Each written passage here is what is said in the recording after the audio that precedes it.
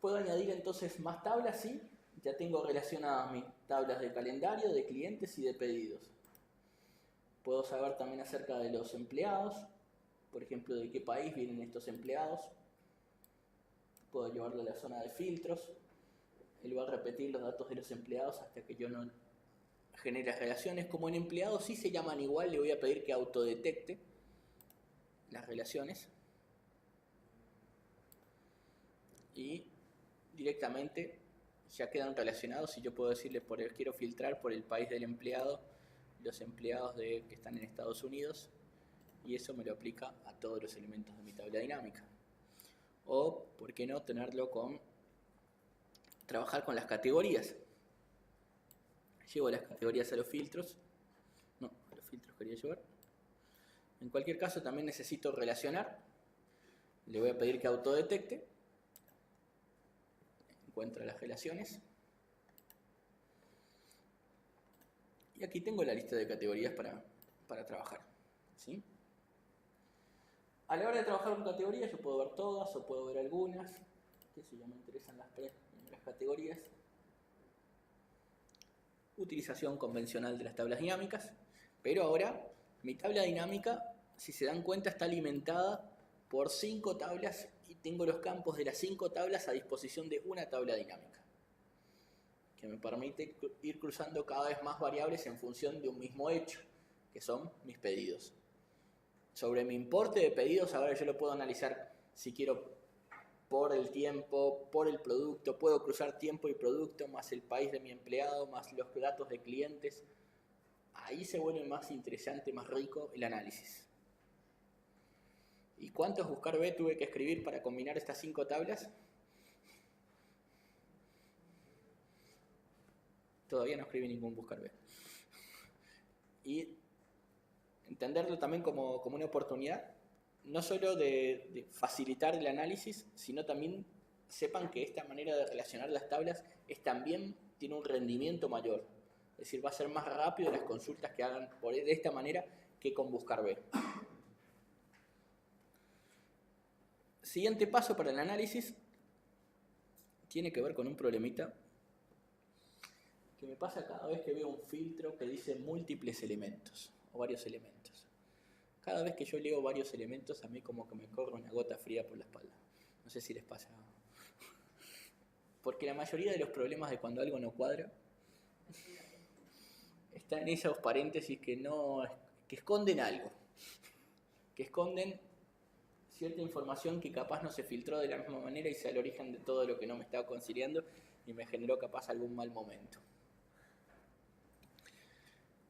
Para combatir esos múltiples elementos, es práctico, yo puedo filtrar, pero si esto lo empiezo a proliferar y comparto mi planilla y agrego nuevas categorías en el medio y no todas las categorías quedan marcadas, se podrán imaginar los problemas que vienen a continuación con eso. Para combatir eso, voy a mostrarles algunas características adicionales gráficas que traen las tablas dinámicas. Capaz alguno de ustedes las conozca, capaz no. Será un momento para conocerlas, capaz para alguno de ustedes. Que son los slicers. Los slicers son una mecánica de filtro visual. Los slicers aparecen cuando yo selecciono una tabla dinámica y en el menú de tabla dinámica voy a analizar y le digo insertar slicer. Este slicer me permite, como dije, filtro visual, yo voy a marcar el campo categoría de productos. Y lo que hace es me muestra cuáles son las categorías que están seleccionadas y yo veo la totalidad de las mismas. Pudiendo inclusive el slicer utilizarlo como filtro para elegir tal o cual categoría o con control selecciono varias categorías al mismo tiempo. Lo cual me dice múltiples elementos para mi filtro, pero yo puedo ver en el slicer cuáles son exactas las categorías que yo tengo marcadas. Ya queda práctico para el usuario, si tengo sobre todo una lista corta o pequeña para trabajar, tener gráficamente y que pueda hacer diferentes análisis con él solo hacer un clic. ¿Sí? Esto es algo muy práctico que lo han incorporado. Más características de las tablas dinámicas. Voy a bajar el filtro. Y vamos a ver algo que capaz muchos ya conozcan, tiene que ver con los filtros de valores. A la hora de los importes netos por país, yo ciertamente puedo decir, bueno, quiero filtrar Argentina, Austria, Bélgica, los países que empiecen con tal letra, los países de tal continente, que serían los filtros de etiqueta. Pero también están los filtros de valores para ver, tráeme solo los países que tengan valores de importe superiores a tantos o inferiores a tantos, o con una determinada fórmula. Algo que utilizo bastante en la empresa donde estoy trabajando es esta zona de top 10, o los 10 mejores. Que los 10 mejores lo que hace es un ranking. Yo puedo decir que el ranking quiero los mejores o los peores, ranking para arriba, ranking para abajo. Puedo decir los primeros tantos elementos, no necesariamente tienen que ser 10, yo puedo decir los primeros 5, los primeros 7, basados en la suma del importe neto. Doy OK y él directamente me va a trabajar y me va a poner filtrado, o sea, él va a localizar todos los importes netos, va a buscar todos los países y va a tomar un filtro que no es por nombre, es por cómo están en el ranking. Esto es muy interesante a la hora de destacar a los principales en un informe resumido. Quiero saber, porque mucho en esto los directivos trabajan los extremos. ¿Quiénes son mis 5 mejores locales? ¿Quiénes son mis 5 mejores vendedores? ¿Quiénes son, así como también me pueden pedir quiénes son mis 5 peores locales? Trabajan los extremos porque aquellos que están funcionando mejor tienen que ser un ejemplo, tengo que ver cómo replico eso para el resto. Y aquellos que tengo peor, tengo que ver qué acción hago para subirlos para arriba o qué cambio tengo que hacer con los mismos.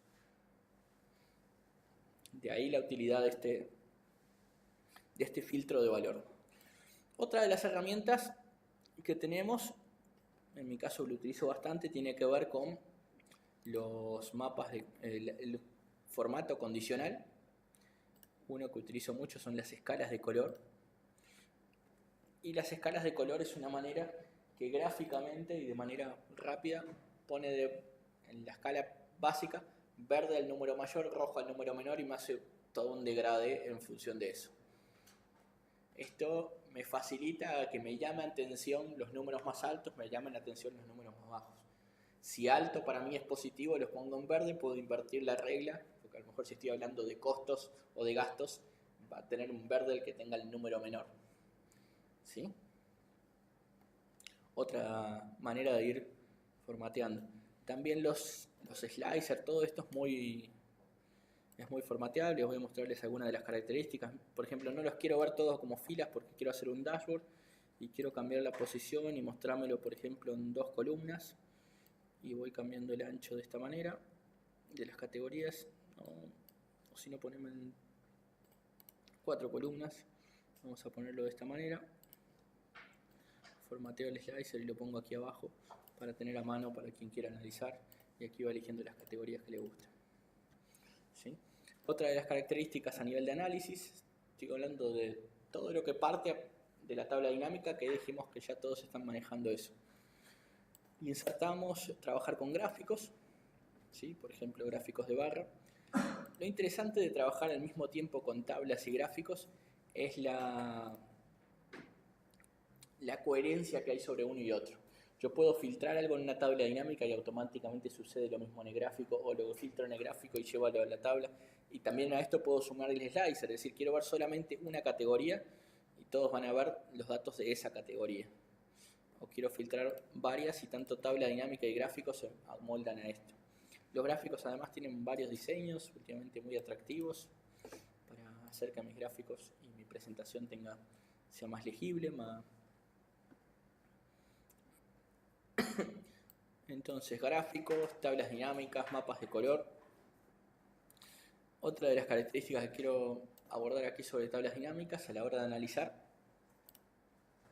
tiene que ver con la línea de tiempo. La línea de tiempo es la manera de resolver algo que se necesita mucho en análisis de datos, que es lo que yo llamo año móvil. ¿Sí? Año móvil es decir, cómo me fue los últimos 12 meses. ¿Sí? En función del mes donde esté parado hoy. ¿Sí? Que si yo tengo separado en una columna al año y en otra columna al mes, pero como columnas apartes, yo no tengo ninguna combinación, porque digo, si elijo los 2 años, necesito todos los meses, me va a traer todos los meses del inicio del año pasado, realmente yo necesito